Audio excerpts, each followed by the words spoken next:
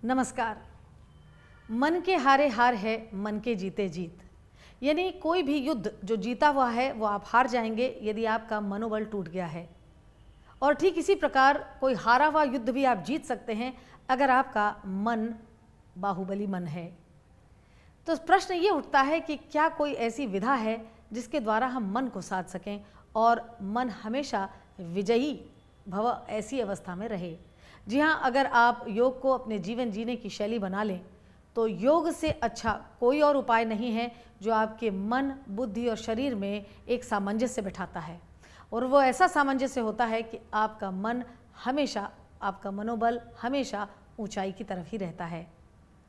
आरोग्य योग की इस श्रृंखला में हम आपको तमाम तरह के आसन सिखा रहे हैं, उनसे होने वाले लाभ बता रहे हैं और ये भी बता रहे हैं कि कैसे कैसे इम्प्रोवाइजेशन से आप इन सभी कठिन आसनों का अभ्यास आराम से कर सकते हैं।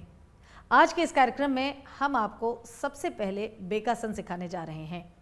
बेकासन 3 प्रकार का है, बैठने की स्थिति में यानी सिटिंग, स्टैंडिंग स्थिति में यानी खड़े होके, और सुपाइन यानी लेट के। सबसे पहले हम आपको सुपाइन बेकासन सिखाने और दिखाने जा रहे हैं। तो चलिए सीखते हैं सुपाइन या सुप्त बेकासन।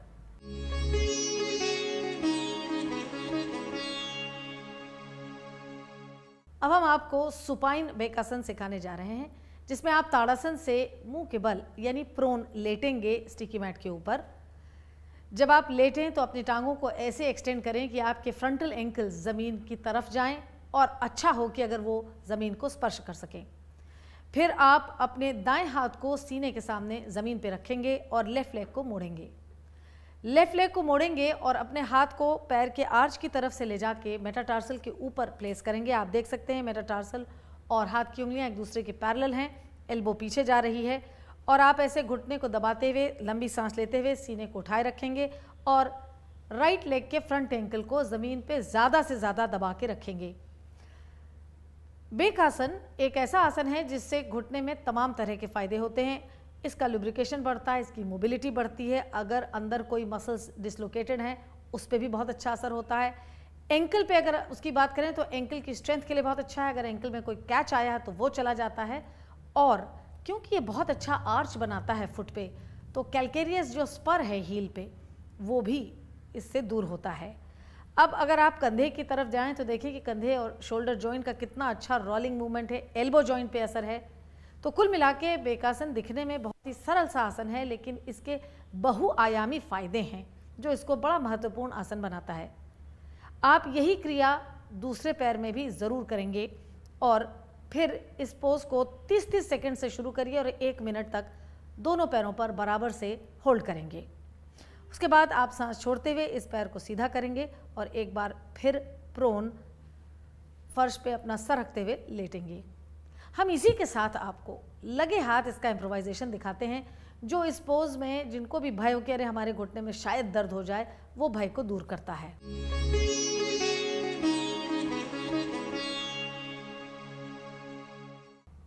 तो फर्ज कीजिए कि किसी के घुटने में दर्द है तो वो बेकासन कैसे करेगा। आप देख सकते हैं कि यहाँ एक छोटा काला फोम का टुकड़ा है, इसको आचमा पकड़िए और उसको फोल्ड कीजिए और फोल्ड करके आप अपने दाएं घुटने के पास के पीछे प्रेस कीजिए। इससे आपका घुटना फुल्ली सपोर्टेड है और अब आप इसको बेकासन की अवस्था में ले जाइए और इससे आपको कतई कोई चोट लगने का सवाल ही नहीं उठता। इन फैक्ट अगर आपको दर्द भी है तो आपको महसूस नहीं होगा, because your back of the knee is very very well supported. साथ ही अगर आपको ये समस्या हो कि आप इस हद तक पैर के पास अपने हाथ को नहीं ले जा सकते क्योंकि कंधा बहुत स्टिफ है या एंकल स्टिफ है, तो उसका उपाय भी हम आपको लगे हाथ बता रहे हैं कि आप एक बेल्ट अपने पास रखिए, नी ऐसे ही सपोर्टेड रहने दीजिए। बेल्ट का एक छोटा लूप बनाइए, बहुत बड़ा लूप मत बनाइएगा, ताकि आप एक रस्साकशी का खेल खेल सकें। यानी थोड़ा स्ट्रगल करके आप इसको एंकल पे पहनिए, अक्षमा, और एंकल पे पहनिए इसे, और ऐसे पकड़ के आप इसको धीरे धीरे ट्रेन कर सकते हैं और आपके हाथ में, एल्बो में, घुटने में फ्लेक्सिबिलिटी तो धीरे धीरे करके आ सकती है। तो इसके लिए डरने की ज़रूरत नहीं है कि अगर आप स्टिफ हैं तो कैसे करेंगे। एक बेल्ट का सहारा लेंगे, एक फोम का सहारा लेंगे और इसके सारे लाभ उठाएंगे। अपने बाएं पैर पे अक्षमा इस वक्त काम कर रही है, लेकिन आपका मन राइट फ्रंटल एंकल पे रहना चाहिए। अगर वो उठने लगा है तो उसे फिर रब कीजिए और ज़मीन के पास उसके संपर्क में लाइए। ऐसा आप इसलिए करते हैं ताकि अगर आप अपने लेफ्ट लेग पे बेकासन कर रहे हैं तो राइट लेग उस वक्त 100% एक्सटेंडेड फॉर्म में रहे। उससे आपकी back muscle, gluteus, back thigh सब कुछ एक्सटेंडेड रहती हैं और आपकी स्पाइन पे इस एक्सटेंशन का बहुत अच्छा असर पड़ता है। फिर धीरे से आप सांस छोड़ते हुए इस बेल्ट को निकालेंगे। बेल्ट कभी झटके से मत छोड़िए और धीरे से फिर फोम निकालेंगे और दोनों पैर सीधा करके दाईं करवट लेते हुए आप पुनः ताड़ासन में खड़े हो जाएंगे। इस तरह से आपने देखा बेकासन सुपाइन और उसका इम्प्रोवाइजेशन भी, और हमें यकीन है आप इसका फ़ायदा ज़रूर उठाएंगे। अब हम आपको दिखाने जा रहे हैं सिटिंग बेकासन। बेकासन के बेसिकली 3 प्रकार हैं, सुपाइन, सिटिंग और स्टैंडिंग। अब हम आपको सिखाएंगे कि कैसे सिटिंग बेकासन किया जाता है। तो चलिए सीखते हैं सिटिंग बेकासन।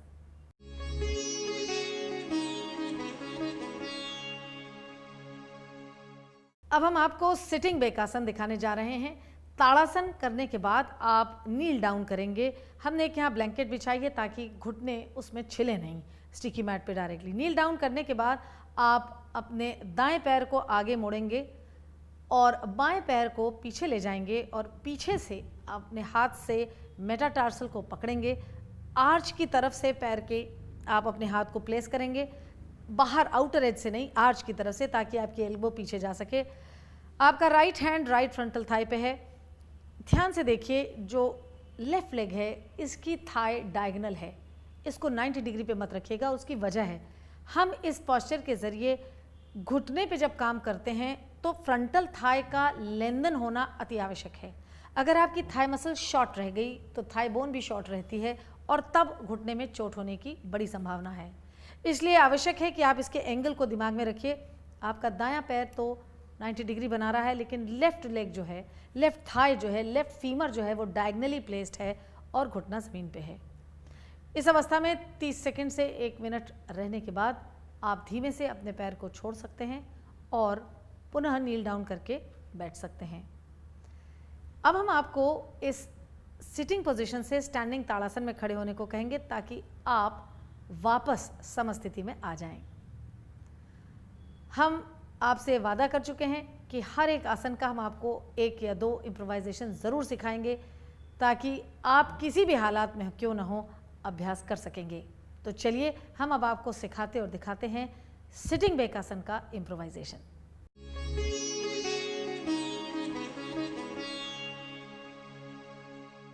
अब हम आपको सिटिंग बेकासन का एक बहुत ही आसान इम्प्रोवाइजेशन सिखाने जा रहे हैं, जिसमें हम दीवार के कोने की या आपके घर में कोई पिलर या पिलर जैसी कोई चीज़ हो उसके सहारे उसको हम कर सकते हैं।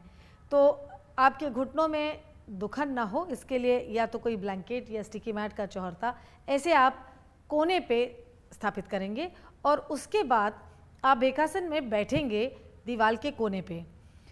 इसमें आप ख्याल रखें कि जिस पैर को आप 90 डिग्री पे मोड़ते हैं उस पैर का ग्रोइन, जैसे यहाँ पे सुरभि का राइट लेग है तो हमने राइट लेग का ग्रोइन दीवार के कोर पे फिक्स किया है और आप दीवार को हाथ से पकड़ेंगे और पकड़ेंगे केवल पकड़ने के लिए नहीं बल्कि एंटीरियर स्पाइन को लंबा उठा के पकड़ेंगे।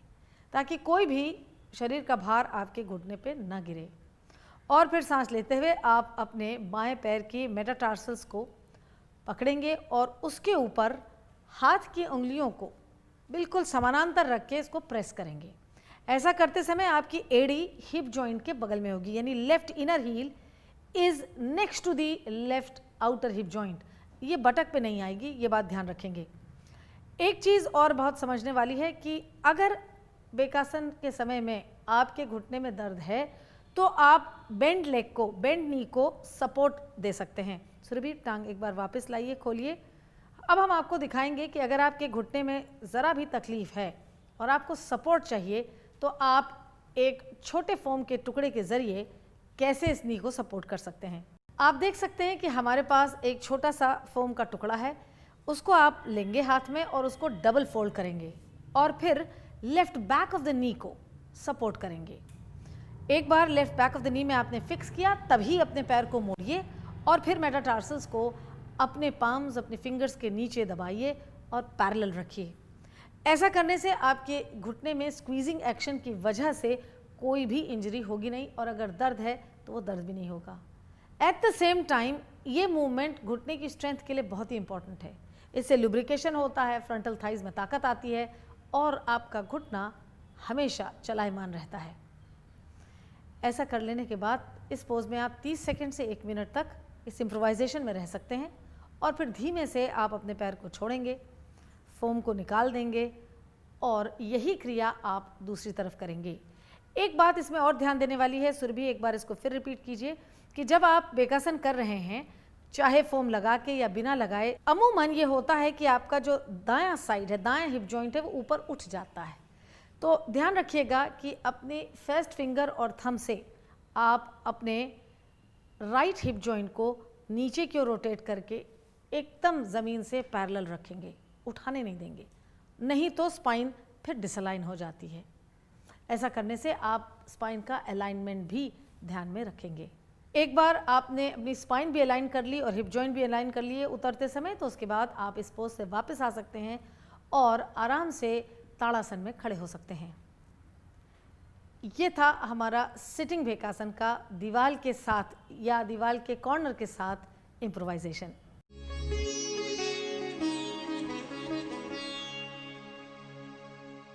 अब हम आपको स्टैंडिंग बेकासन दिखाने जा रहे हैं। ये बड़ी एक इंटरेस्टिंग चीज़ है कि जब हम एंगल्स बदलते हैं तो उन पॉस्चर्स का असर भी अलग अलग होता है। यानी अगर सिटिंग बेकासन में हमारी कुछ मसल्स और कुछ जॉइंट्स पे काम हुआ तो कुछ और भी ऐसे मसल्स और जॉइंट्स हैं जिनके लिए सुपाइन बड़ा कारगर होता है। और at the same time standing आपके न केवल जॉइंट और मसल्स पे काम कर रहा है बल्कि आपको बैलेंसिंग पावर बढ़ाता है। आप बैलेंसिंग पावर अगर बढ़ा सकते हैं तो वो आपकी फोकस जो है कैपेसिटी, उसको वन साइडेड फोकस जिसे कहते हैं, वो बहुत अच्छा होता है। तो अक्सर अमूमन हम सुनते हैं कि आप स्टैंडिंग पॉस्चर में खड़े होकर कैसे कंसंट्रेशन बना सकते हैं। तो ये तमाम पॉस्चर्स हैं जिनके ज़रिए आप अपने कंसंट्रेशन को इम्प्रूव कर सकते हैं।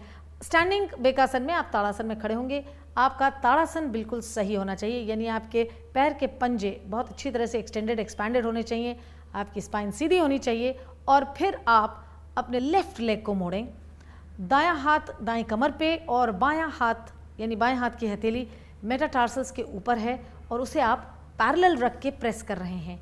हमेशा ध्यान रहे कि आपकी एड़ी बटक बोन पे ना जाए बल्कि हिप जॉइंट के बगल में आए। आप देख सकते हैं कि जब ये क्रिया हो रही है तो frontal thigh of the left leg is getting maximum length.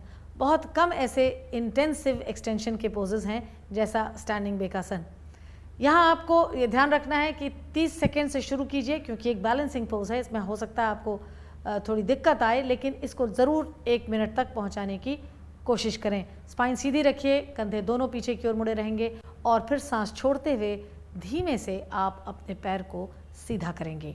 ये पोज ज़रूर देखने में आपको शायद डर लगा रहा हो कि हम कैसे खड़े रहेंगे और अगर बैलेंस गिर गया तो क्या होगा, हमें चोट लगेगी, लेकिन ऐसा कुछ नहीं होगा क्योंकि अब हम आपको सिखाने और दिखाने जा रहे हैं कि स्टैंडिंग बेकासन का क्या इम्प्रोवाइजेशन है। उसके बाद आपको कोई भी भय नहीं रहेगा और आप इस पोज को बड़ी भली प्रकार से प्रतिदिन अभ्यास कर सकेंगे। तो चलिए सीखते हैं स्टैंडिंग बेकासन का इम्प्रोवाइजेशन।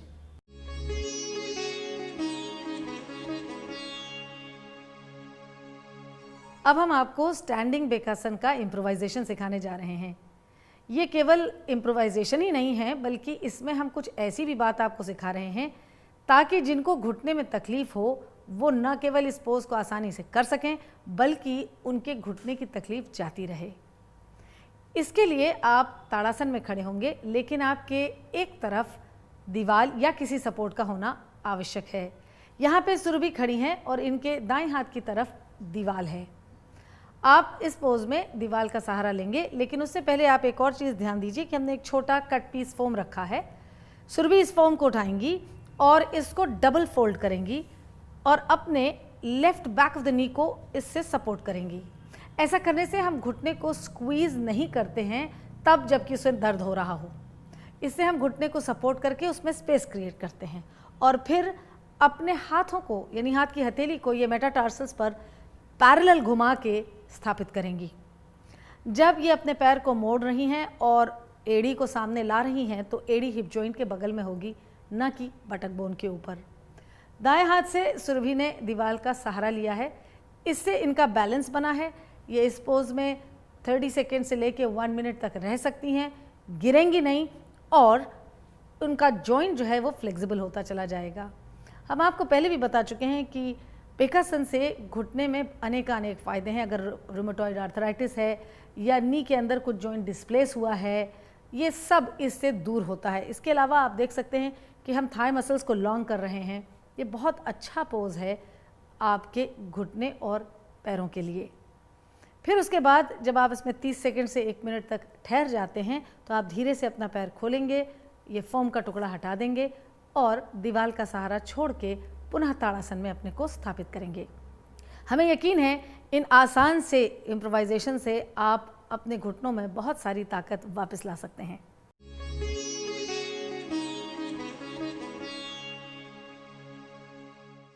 अब हम आपको जठर परिवृत आसन का क्लासिक पोज सिखाने और दिखाने जा रहे हैं, जिसकी शुरुआत दंडासन में बैठने से होती है और उसके बाद आप अपनी पीठ पर लेट जाते हैं।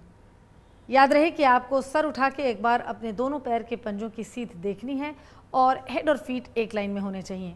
उसके बाद आप अपने दोनों हाथों को कंधे की सीध में फैलाएंगे और हथेली छत की ओर रहेगी।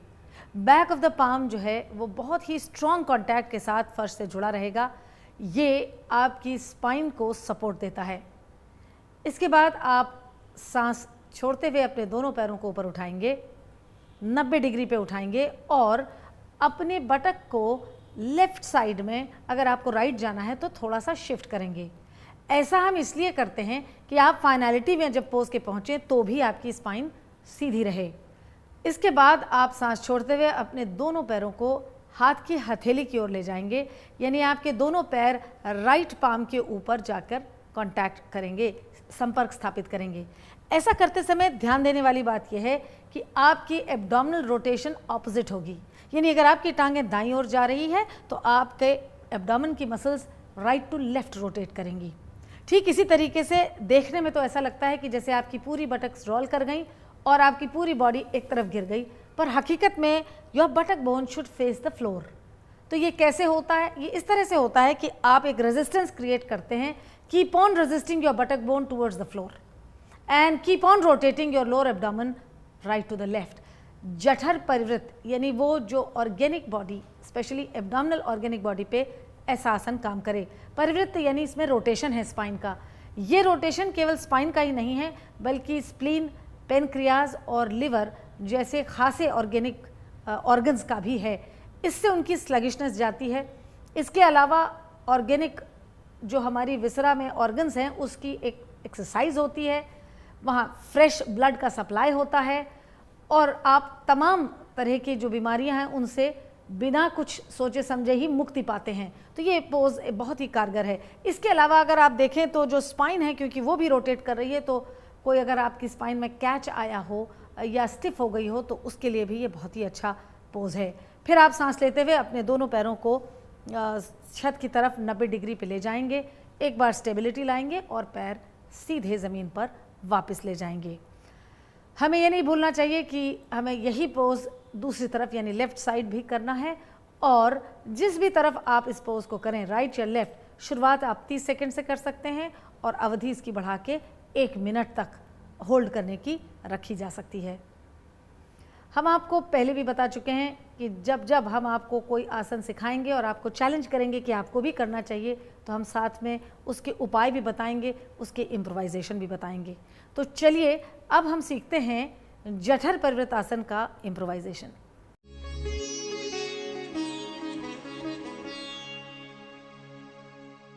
अब हम आपको जठर परिवृत आसन का इम्प्रोवाइजेशन सिखाने जा रहे हैं। इसमें आप सबसे पहले दंडासन में बैठेंगे और फिर अपने पीठ के बल लेट जाएंगे। लेटने के बाद हमेशा आप सर उठा के अपने सर और पैर की एक सीध को बनाए रखिए। फिर आप अपने दोनों हाथ कंधे की सीध में ले जाते हैं और हथेलियां छत की ओर। यहाँ जो आपने हाथ फैलाए हैं ये बहुत तने हुए होने चाहिए, खिंचे हुए होने चाहिए, एल्बोज टाइट होनी चाहिए। गुरुजी कहा करते थे कि आपकी बैक ऑफ द पाम का कांटेक्ट ज़मीन से ऐसा होना चाहिए कि जैसे किसी ने आपके हाथ में कोई कील गाड़ दी हो, यानी जो बैक ऑफ द पाम है वो ज़मीन के साथ जब अच्छे से संपर्क में आता है तो वो इसके मूवमेंट का फलक्रम बनता है, यानी उसके सहारे आप अपना एक मूवमेंट करते हैं। ऐसे फिक्स करने के बाद अपने हाथों को आप अपने दोनों पैरों को 90 डिग्री पर सीधा ऊपर उठाएंगे और अपने दोनों बटक्स को, अगर आप राइट साइड टर्न कर रहे हैं तो दोनों बटक्स को थोड़ा सा लेफ्ट शिफ्ट करेंगे। ऐसा हम इसलिए करते हैं कि जब हम जठर परिवृत आसन के लिए अपने दोनों पैरों को एक्सहेल करते हुए हाथ की ओर ले जाएं तो ये लाइन जो आप देख रहे हैं, आउटर लाइन, ये बिल्कुल सीधी रहे। आप देख सकते हैं हमने इस जठर परिवृत आसन को दीवार के संपर्क से किया है। ऐसा हमने इसलिए किया है कि जब आप अपने पैरों को दीवार से जोड़ लेते हैं तो आपके पास एक संबल यानी एक सपोर्ट होता है अपने एब्डोमिनल ऑर्गन्स को टर्न करने का। आप पूरे एब्डोमेन को right to the left opposite direction में टर्न करते हैं। जैसे हमने आपको क्लासिक पोज कराते समय सिखाया कि इसमें बटक बोन्स इस तरह से रहेंगी कि दिखने में तो लगेगा कि वो राइट साइड में टर्न हो रही हैं, पर एक्चुअली बटक बोन फर्श की ओर इंगित करेंगी यानी रेजिस्ट करेंगी। तो ये मूवमेंट है बटक बोन का फर्श की ओर, जो दिखने में आपको लग रहा है कि नहीं ये तो पूरी टिल्ट कर रही हैं, और एब्डोमेन का राइट टू द लेफ्ट। इस तरीके से ये ऑर्गेनिक बॉडी में एक बहुत बड़ा एक्सरसाइज का माध्यम बनता है। लिवर, स्प्लीन, पेनक्रियाज, इन सब की स्लगिशनेस को ये दूर करता है। ये सपोर्टेड करने से आप इस पोज को होल्ड कर सकते हैं। ये आपकी साइड ट्रंक का, जैसे हमने आपको बताया, फ्लैश बिल्कुल ख़त्म कर देता है। तो ये बहुत अच्छा पोज है आपकी ऑर्गेनिक बॉडी के लिए, स्पेशली विसरल ऑर्गेनिक बॉडी के स्लगिशनेस को दूर करने के लिए। फिर आप सांस लेते हुए अपने दोनों पैरों को वापस लाएंगे और ऊर्ध्व प्रसरित पादासन में जाएंगे और फिर आप अपने पैरों को सीधा कर लेंगे। ध्यान रहे हमारी बॉडी बायलैटरल सिमेट्रिकल है, तो आपको यही काम ठीक इसी तरीके से अपने लेफ्ट साइड भी रिपीट करना है। हमें यकीन है कि इस बहुत ही आसान सी पद्धति से आप अपनी ऑर्गेनिक बॉडी को फिर से रिफ्रेश कर सकेंगे।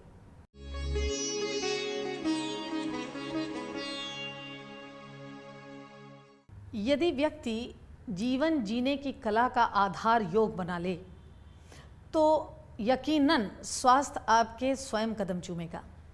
ये एक अद्भुत जीवन जीने की शैली है।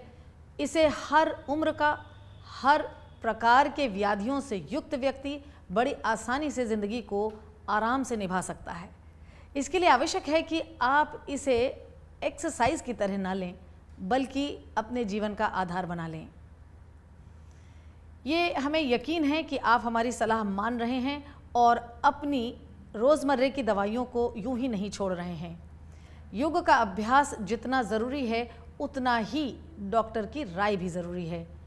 कोई भी दवा और कोई भी इलाज जो आप कर रहे हों उसको अपने आप न छोड़ें और न ही उसमें बदलाव लाएं, लेकिन हाँ, योग का अभ्यास ज़रूर से ज़रूर करें।